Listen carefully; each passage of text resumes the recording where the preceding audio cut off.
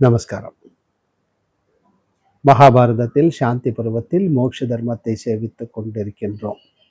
இன்று நாம் செவிக்கும் இந்த அத்தியாயத்தில் நாராயணர்கள் பகவானுடைய மகிமையை சொல்லியதும் நாரதர் தவம் செய்ததும் தான் சேவிக்கின்றோம்.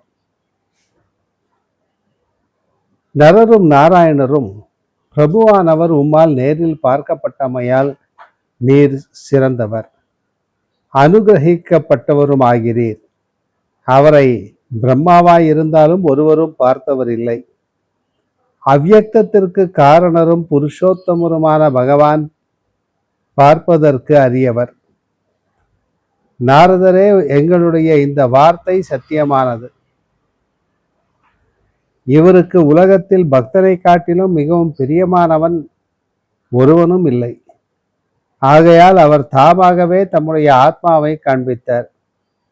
தவத்தை செய்கிறவரான அந்த பரமாத்மாவினுடைய ஸ்தானத்தை எங்கள் இருவரை தவிர ஒருவரும் அடைகிறதில்லை. அந்த ஸ்தானத்திற்கு ஒன்று சேர்ந்த 1000 சூரியர்களுக்கு உள்ள காந்தியை ஆனது விளங்குகின்ற அவரால் உண்டாகின்றது. பொறுமை உடையவர்களில் சிறந்த நாரதரே, பிரம்மாவும் பதியாய் இருக்கிற அந்த தேவரிடத்திலிருந்தும் பூமியினிடம் உள்ள பொறுமையானது உண்டாகிறது. எல்லா பிராணிகளுக்கும் ஹிதரான அந்த தேவரிடமிருந்து ரசமானது உண்டாகிறது. அப்புக்கள் அந்த ரசத்துடன் கூடுகின்றன, ஓடும் தன்மையை அடைகின்றன. அவரிடமிருந்துதானே ரூபம் என்கின்ற குணத்தை சொரூபமாக உடைய தேயுவானது உண்டாயிற்று. அந்த தேயுவுடன் சூரியன் சேர்ந்து உலகத்தில் விளங்குகின்றான். புருஷோத்தமரான அந்த தேவரிடமிருந்தும் ஸ்பரிசம் உண்டாயிற்று. அந்த ஸ்பரிசத்துடன் வாயுவானது சேர்ந்து உலகங்களில் நன்றாக வீசுகிறது. எல்லா உலகங்களுக்கும் ஈஸ்வரரும் பிரபுவுமான அவரிடமிருந்து சப்தம் உண்டாயிற்று. அந்த சப்தத்துடன் ஆகாயத்தை சேர்ந்து மறைக்கப்படாததாய் இருக்கிறது. அந்த தேவரிடமிருந்தும் எல்லா பிராணிகளிடமும் உள்ள மனமானது உண்டாயிற்று. சந்திரன் அதனுடன் பிரகாசிக்கின்றான். வித்தையை சகாயமாக உடையவரும் ஹவ்ய கவ்யங்களை புஜிப்பவருமான பகவானுடைய ஸ்தானமானது சத்தும் பிராணிகளின் உற்பத்திக்கு காரணமும் வேதமென்று பெயருள்ளதுமாய் இருக்கிறது. உலகத்தில் களங்கமற்றவர்களும் புண்ணிய பாவமற்றவர்களும் சேமகரணமான அந்த மார்க்கத்தை அடைகின்றவர்களுமானவர்களுக்கு இந்த உலகத்தை தரிப்பவனும் ஜுவாலைகளின் பரம்பரையோடு கூடினவனும் மிக்க தேஜஸை உடையவனும் எல்லா உலகத்திலும் உள்ள இருளை போக்குகின்றவனுமான ஆதித்யன் துவாரமாக சொல்லப்படுகின்றான். அவர்கள் ஆதித்யனால் தகிக்கப்பட்ட எல்லா உறுப்புகளையும் உடையவர்களும் ஒருவராலும் ஓரிடத்திலும் காண முடியாதவர்களும் பரம அணுவாய் இருப்பவர்களுமாகி பிறகு அந்த தேவரை அடைகிறார்கள். அவரிடமிருந்தும் விடுபட்டு அனிருத்தருடைய சரீரத்தில் இருக்கிறார்கள். பிறகு அதை விட்டு மனமாகி பிரத்யும்னரை அடைகின்றார்கள்.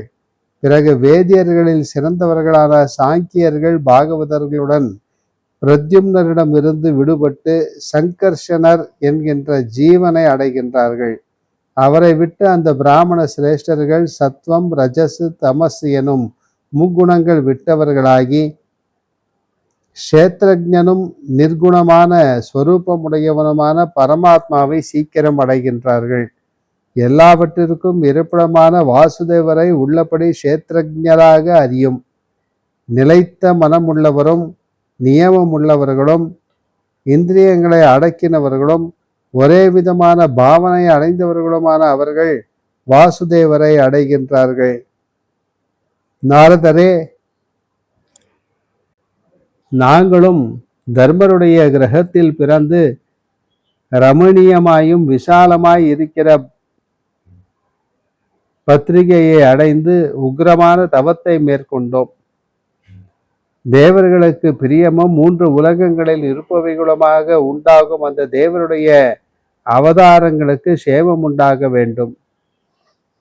நாரதரே, மீண்டும் முன்போல தங்கள் விதியோடு கூடினவர்களும் சிரேஷ்டமான சர்வ கிருச்சிரம் என்கிற அந்த விரதத்தை நன்றாக செய்கிறவர்களுமான எங்களாலும் உமக்கு உள்ள விதியுடன் கூடினவரும் சர்வ கிருச்சி என்கின்ற அந்த விரதத்தில் இருப்பவரும் பகவானுடன் சேர்ந்து சங்கற்பத்தை செய்கிறவருமான நீர் ஸ்வேத தீபத்தில் காணப்பட்டீர்.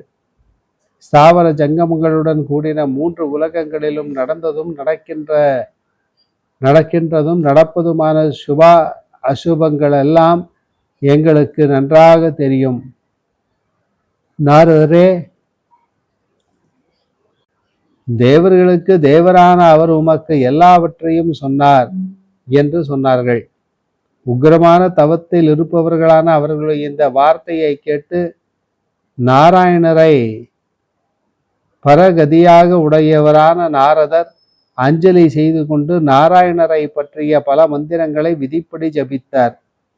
மிக்க தேஜஸ் உள்ளவரும் பகவானுமான அந்த நாரத ரிஷி நர நாராயணர்களுடைய ஆசிரமத்தில் தேவ விரக்ஷத்தில் 1000 வருடம் தேவர்களான அந்த நர நாராயணர்களையே பூஜித்து கொண்டு வசித்தார் என்பதோடு இந்த அத்தியாயம் பூர்த்தியாகிறது. மீண்டும் நாளை சந்திப்போம். நமஸ்காரம்.